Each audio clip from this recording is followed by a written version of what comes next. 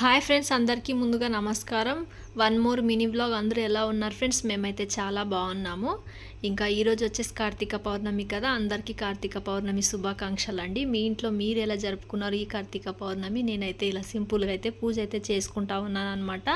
ఇంకా పొద్దునే లేచి ఇల్లంతా ఊడ్చుకొని కల్లాపి చల్లేసుకొని ఇంకా ఇంట్లో పనులు ఉంటే అవి కూడా కొన్ని చూసుకున్నాను అనమాట. ఇంకా పిల్లలకి కూడా క్యారేజీ అంతా రెడీ చేసేసి వాళ్ళనైతే స్కూల్కి పంపించేశాను.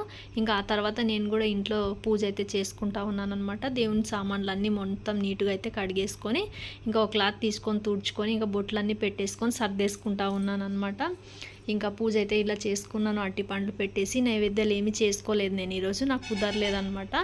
అందుకే పళ్ళు అయితే పెట్టేసి పూజ అయితే చేసుకున్నాను. ఇంకా ఈ వీడియో కనుక మీకు నచ్చినట్టయితే ఒక చిన్న లైక్ చేసుకోండి అబ్బా. అలాగే నా ఛానల్ని తప్పకుండా సబ్స్క్రైబ్ చేసుకోండి. ఇంకా మీ సపోర్ట్ ఉంటే కనుక ఇంకా ఇలాగే ముందుకైతే వెళ్తానన్నమాట. అంతవరకు బాయ్. నెక్స్ట్ వీడియోతో